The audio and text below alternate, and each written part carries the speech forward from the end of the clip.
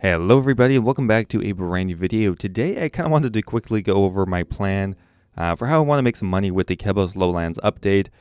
Besides my failed merges, of course, I would like to actually try to make some money when day one of the update comes out. However, since there is a high likelihood that I might sleep in, I might as well share it with you guys. Now there are two parts of the updates which will probably net you the most money. That is going to be the farming guild and Brimstone, which is going to be the most obvious one everyone is probably going to be going for. To begin with here with the farming guild, there's quite a few tradable items, however a lot of the items are not tradable as well. To begin with here, one way that you could try to make money is by actually pickpocketing master farmers. As soon as the update goes live, you could have an account positioned there, ideally with a high thieving level, because master farmers are going to actually drop snapegrass seeds as well as potato cactus seeds. Now these will probably be worth a bit to begin with. They're going to drop in price quickly because both snapegrass and potato cactus are pretty low value items. However, in my experience, it doesn't really matter what the item is. If you have the first one of it, even if it's going to be a completely worthless item, somebody will buy it because somebody wants to try out the new content, whether it just be a person or even a content creator who's just going to buy it right off the bat to show everyone how it works. So in that case, snapegrass seeds and potato cactus seeds could sell for quite a bit in the first couple hours. Now, most of the new seeds actually are not tradable. The Hespori seeds aren't tradable, the Anima seeds aren't tradable. The only seed for one of the new patches that seems to be tradable is the Celestris seed. Now that being said, one of the best ways to actually get some items early after the update to sell will be by completing farming contracts. Now this is really going to come down to your own personal luck. Farming contracts will give you a good chance of getting some of the new seeds, which include the Hespori seed. While not tradable, you can fight it and have a chance at getting the Bottomless Compost bucket, which will probably be worth quite a bit on day one. The Bottomless Compost bucket is tradable and is only obtainable by killing the Hespori demi-boss. It could take quite a while for some of these to start coming into the game because growing the actual boss itself will take time. Anything in the farming guild is going to take time, so it could even be weeks before some of these items actually come to the game frequently. You'll also have the chance of getting the Redwood seed, which is actually going to be a tradable seed, as well as the Dragon Fruit seed, which is again going to be tradable. I'm sure Redwood seeds will go for a lot on day one because they actually give a ton of experience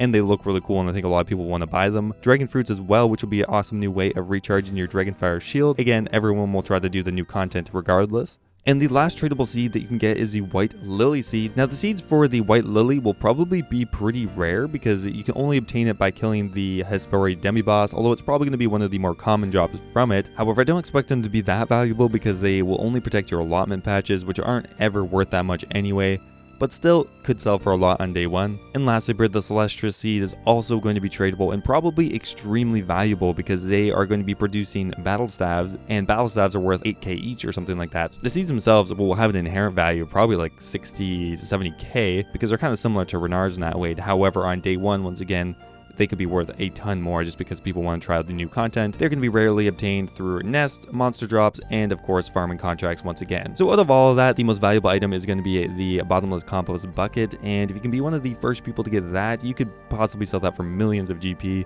The rest of it is going to be interesting to see how it pans out, but let's move on to Brimstone. So Brimstone is probably going to be what a lot of people are going to be rushing because even the lower level monsters will have access to a global drop table, so you could still get lucky and get an item like the Dragon Hasta from one of the lower level monsters. What you definitely want to do is make sure you get one of these monsters on task, because I think I read on the Q&A is that the drop rate is 5 times more likely if you're fighting them on task. On top of the Dragon Hasta, there will be the new Dragon Knife and the Dragon Throne Axe. So the Dragon Knife could be worth quite a bit once again once it first comes out because it's never been in the game before. People want to at least buy it and see what it's like. The Dragon Throne Axe already has a set price and is probably going to drop after the release because there's going to be way more of them coming into the game. The new worm monster will be dropping the Dragon Sword and the Dragon Harpoon, which actually still is quite a high value. The Dragon Harpoon is dropping, but it's still worth like 6 mil right now. So if you get lucky and get a 6 mil drop from a level 63 Slayer monster, I'm sure these items are going to drop extremely quickly after this, but if you can be one of the first people to get it, you'll be in luck.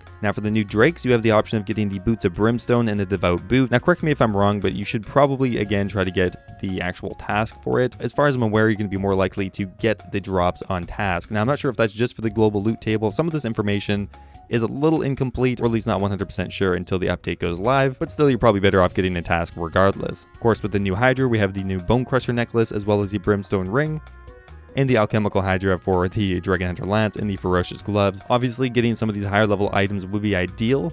However, for me personally, I'm going to be shooting for some of the lower level ones and just see if I can get lucky. So that is my plan for what I'm going to do when the Kebos Lowlands comes out. I'm probably going to make 4 videos on it. Number 1 is going to be the farming guild, which I'm going to get set up as soon as it comes out. Number 2 will probably be Slayer content. Number 3, I'm going to try out the new fishing content. I didn't really talk about that today because there's just not really any items you can sell from it. It's just more of a training method. And number 4 will probably be doing some of the new quests or maybe completing some of the achievement diary. Now, I just wanted to let you know I am still working on my Slayer only Ironman account. It's just been taking a while to get it out with the holidays and whatnot and all this new content coming out. I've been kind of waiting to work on my Slayer only Ironman account.